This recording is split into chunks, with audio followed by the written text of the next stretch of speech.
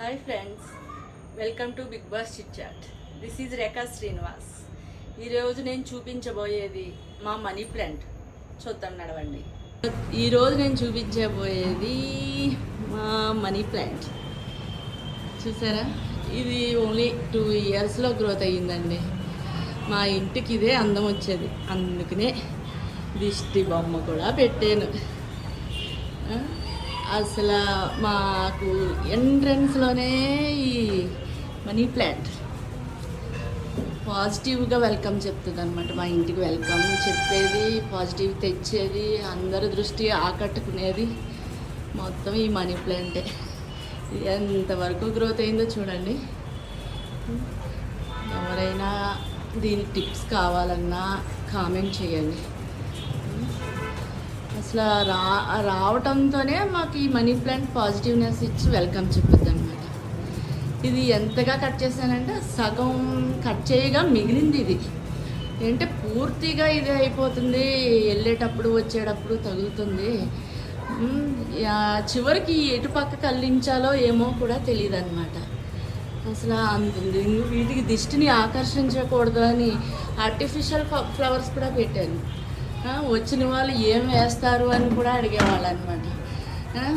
దీన్ని కాపాడాలి అంటే ఎంత చెప్పాలంటే నాకు మాకు కావాలి అని మొత్తం అందరూ అడుగుతారనమాట. ఇవేమో మన చేతులతో మనం ఇవ్వకూడదంట, వాళ్ళు దొంగతనం చేసుకుని పట్టుకెళ్ళాలంట.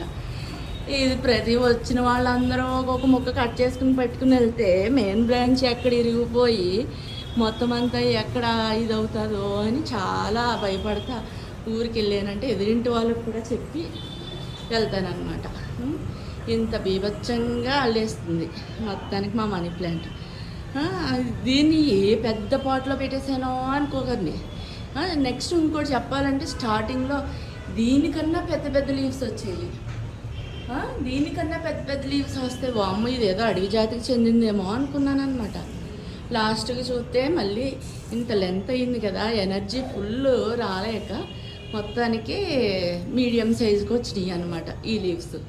దీని పాటు చూస్తారా ఎంత చిన్న దాంట్లో పెట్టానో. మళ్ళీ భారీ పెద్దది కాదు, ఇది స్ప్రెడ్ అయింది కదా అని ఏదో పెద్ద డ్రమ్లో పెట్టేశానని అనుకోకండి. చాలా చిన్న పాటు. నెక్స్ట్ చాలా కట్ చేయగా ఎంత మిగిలిందనమాట. దీని పాటు చూడండి, జస్ట్ ఒక 5 kgs ఉంటుందేమో అంతే. ఈ 5 kgs పాట్లో మాత్రమే 5 kgs మట్టి పడుతుంది అంతే.